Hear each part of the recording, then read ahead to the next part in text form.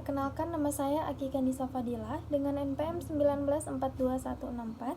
Yang terhormat saya ucapkan kepada Bapak Mardianto dan Ibu Sari Dewi selaku dosen pembimbing dalam mata kuliah metodologi penelitian. Jadi pada video kali ini saya akan membahas mengenai metodologi penelitian yang saya ambil yang berjudul Analisis Dampak Kepemilikan dan Pertemuan Dewan Direksi terhadap Penghindaran Pajak Perusahaan di Bursa Efek Indonesia. Jadi latar belakang mengapa saya mengambil topik ini itu karena menurut sebagian perusahaan khususnya di Indonesia, pajak itu merupakan beban yang dapat mengurangi keuntungan sehingga perusahaan itu selalu menginginkan dan meminimalkan pembayaran pajak tersebut. Jadi adanya beban pajak yang dapat memberatkan perusahaan dan pemiliknya, maka ada upaya untuk penghindaran pajak juga. Penghindaran pajak merupakan tindakan yang menggunakan metode hukum untuk mengurangi kewajiban pajak tersebut. Dengan kata lain, hal itu merupakan tindakan menggunakan rezim pajak di suatu wilayah untuk manfaat pribadi seseorang dan juga untuk mengurangi beban pajak seseorang.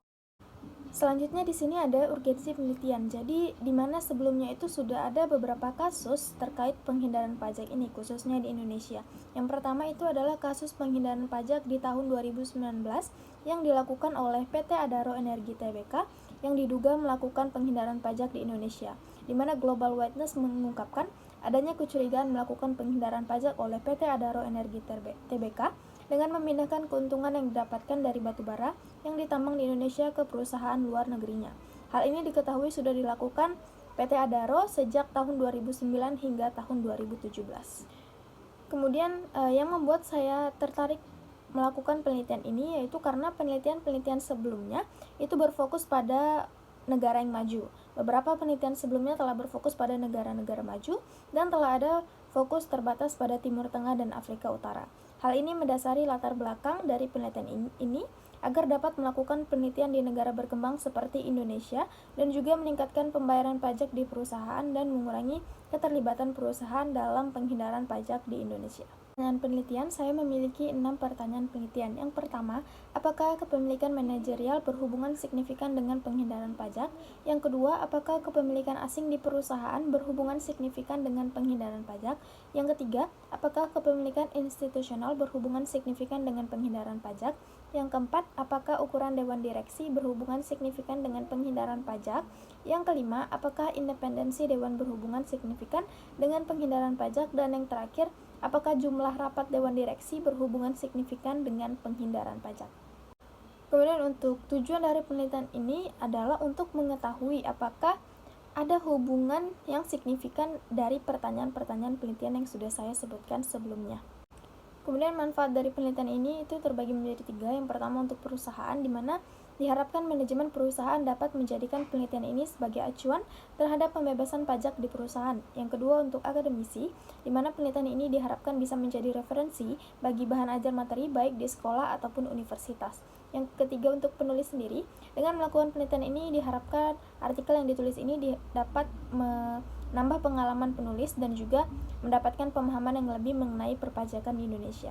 Kemudian untuk model penelitian terdahulu dapat kita lihat pada slide yang sudah terlampir, di mana pada penelitian Zeng tahun 2019 melakukan penelitian mengenai hubungan tanggung jawab perusahaan atau CSR, di mana penelitian ini menyatakan hasil yang menemukan bukti kuat bahwa CSR signifikan positif terkait dengan penghindaran pajak.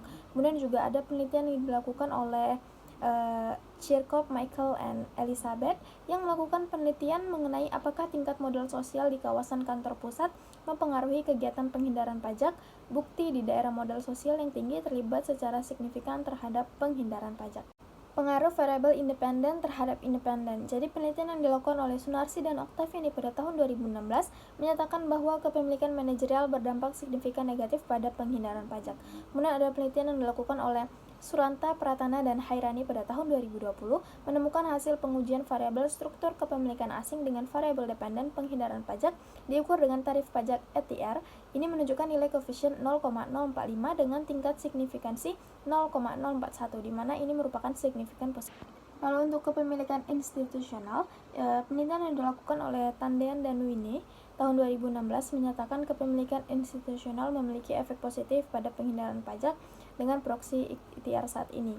Kemudian pada penelitian yang dilakukan Hosseini dan teman-temannya pada tahun 2019 menyatakan bahwa meningkatnya size dari Dewan Direksi, tingkat penghindaran pajak mereka juga meningkat. Bukti empiris menunjukkan bahwa tidak ada konsensus tentang ukuran optimal Dewan Direksi. Lalu untuk independensi Dewan, di sini ada penelitian yang dilakukan oleh Sunia dan Suparmun pada tahun 2019 menyatakan nilai maksimum komisaris independen adalah 1, sedangkan minimum adalah 0,17. Uji T menunjukkan bahwa komisaris independen memiliki tingkat signifikansi 0,060 yang dimana ini tuh berada di atas 0,05. Komisaris independen tidak memiliki pengaruh signifikan terhadap penghindaran pajak. Kemudian untuk rapat Dewan Direksi, penelitian dilakukan oleh Arkurdi dan Mardini menemukan bahwa rapat Dewan Direksi tidak menunjukkan hubungan yang signifikan dengan penghindaran pajak, yang berarti bahwa frekuensi rapat Dewan sepanjang tahun tidak berpengaruh pada penghindaran pajak. Kemudian model dan hipotesis penelitian. Jadi dapat kita lihat di sini, itu merupakan gambar dari model dari penelitian saya, dan yang menjadi hipotesis dalam penelitian ini yang pertama itu adalah terdapat hubungan signifikan positif antara struktur kepemilikan manajerial terhadap penghindaran pajak. Yang kedua, terdapat hubungan signifikan positif antara struktur kepemilikan asing terhadap penghindaran pajak. Yang ketiga, terdapat hubungan signifikan positif antara struktur kepemilikan institusional terhadap penghindaran pajak. Yang keempat, terdapat hubungan signifikan positif antara ukuran Dewan Direksi terhadap penghindaran pajak. Yang kelima, terdapat hubungan signifikan negatif antara independensi Dewan terhadap penghindaran pajak. Yang keenam, terdapat hubungan signifikan negatif antara rapat Dewan Direksi terhadap penghindaran pajak. Dan yang ketujuh, solvency, return on equity, property, plant and equipment, dan firm size terdapat hubungan terhadap variable control.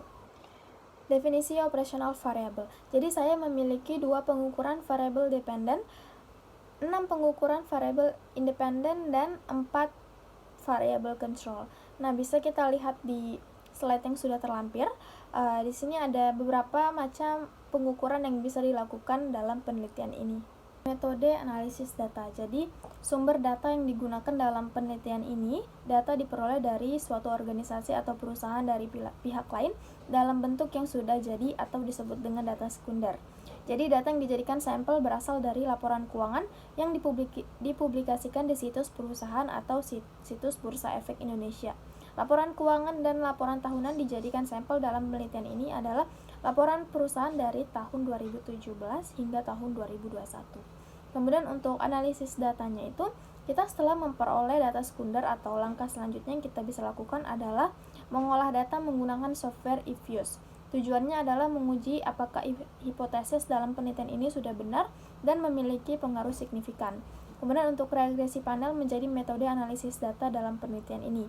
Tujuan menggunakan analisis regresi panel dalam penelitian ini adalah dapat memperhitungkan keunikan pada masing-masing unit cross-section dan time series, meningkatkan kecocokan pada model penelitian, meminimalkan error dari model regresi yang dihasilkan, kemudian melakukan uji Chow dan uji Hausman untuk menentukan model mana yang terbaik, dan dilanjutkan dengan uji F dan uji T menggunakan eFuse 10.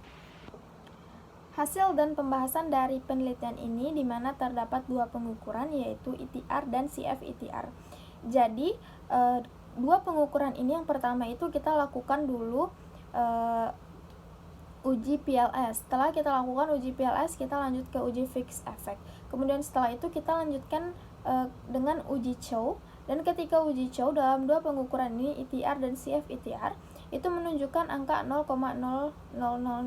Jadi ini untuk sementara model yang terbaik itu adalah fixed effect model. Kemudian kita lanjutkan dengan random. Ketika udah kita lanjutkan dari uji data random, kemudian kita lakukan uji Hausman. Nah, hasil dari uji Hausman juga menyatakan signifikansi 0,000, di mana model yang terbaik yang digunakan dalam penelitian ini adalah fixed effect model. Itu digunakan oleh pengukuran ETR dan CFETR. Jadi, untuk uji F-nya dapat kita lihat di sini bahwa tingkat signifikansinya adalah 0,00, di mana ini merupakan signifikan positif. Kemudian untuk adjusted R-square-nya itu adalah 0,50, di mana 50% variabel ini cukup untuk membahas topik ini. Kemudian ada CFETR di mana signifikansinya 0,00 juga, dan juga ini signifikan positif. Sedangkan untuk uji T dapat kita lihat di sini yang memiliki signifikan positif itu pada pengukuran ITR itu hanya untuk kepemilikan institusional. Sedangkan untuk CFITR yang memiliki signifikan positif itu adalah independensi dewan dengan tingkat signifikansi 0,0019 dan solvensi dengan tingkat signifikansi 0,00. Kesimpulan dari penelitian yang sudah dilakukan melalui data yang diolah dari laporan keuangan perusahaan yang terdaftar di Bursa Efek Indonesia periode tahun 2017 hingga tahun 2021 telah didapatkan sampel perusahaan yang sesuai kriteria dan digunakan sebanyak 105 perusahaan dari 786 perusahaan yang terdaftar.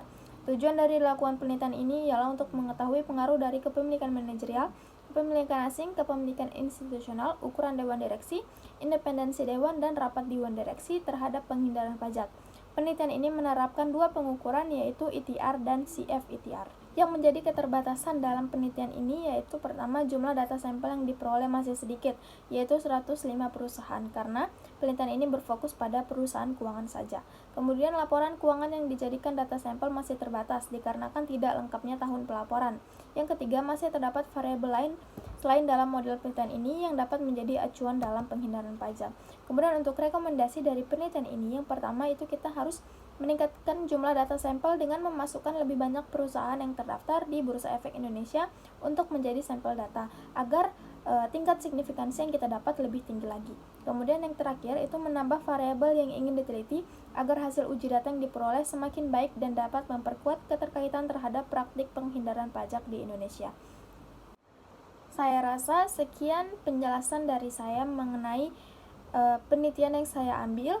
Mohon maaf jika masih banyak terdapat kesalahan dan kekurangan, dan saya akan terus mengimprove penelitian saya agar lebih baik lagi, dan saya siap menerima kritikan ataupun saran agar kedepannya saya menjadi lebih baik lagi. Terima kasih untuk dosen metodologi penelitian kepada Bapak Mardianto dan Ibu Sari. Terima kasih atas bimbingan yang telah diberikan selama 2 semester ini. Saya Aki Kanisa Fadila mengucapkan terima kasih banyak.